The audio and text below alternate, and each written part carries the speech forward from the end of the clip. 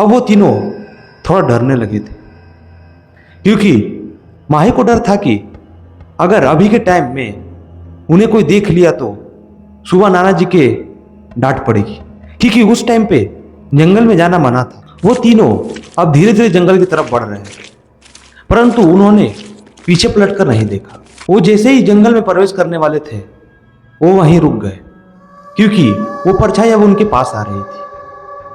उन्होंने एक दूसरे का हाथ पकड़ लिया। जब वो परछाई उनके सामने आई तो माही डर के मारे चिल्ला पड़ी, अमन तुम। अमन हंसते हुए बोला, अरे दीदी मैं ही हूं। माही ने उसे डांटते हुए कहा, तूने तो हमें डरा ही दिया था, और तुम इतने रात में क्यों आए हो? अमन अब उनके पास आके खड़ा हो गया था और वो जिद करने लगा, मुझे भी जाना है, इसलिए दीदी मैं आज रात में सोया ही नहीं था, क्योंकि उस वक्त मैं आपसे कहता तो आप मुझे डांट देती। अमन की उम्र उस वक्त लगभग 10 साल होगी। रानी ने माही को बोला, अब अमन आ ही गया है तो इसे भी साथ लेकर चला जाए। अब वो चारों जंगल की तरफ आगे बढ़ रहे थे।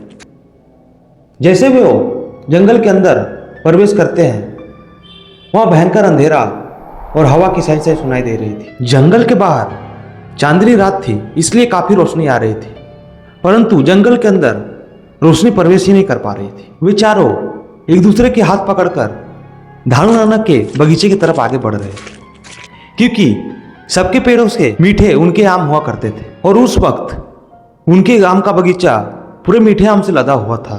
उनका बगीचा जंगल के काफी अंदर था। वो अब धीरे धीरे आगे बढ़ रहे थे। अब जंगल में जंगली जानवरों की आवाज काफी तेज आ रही थी और उन सबका शरीर से पसीना आ रहा था।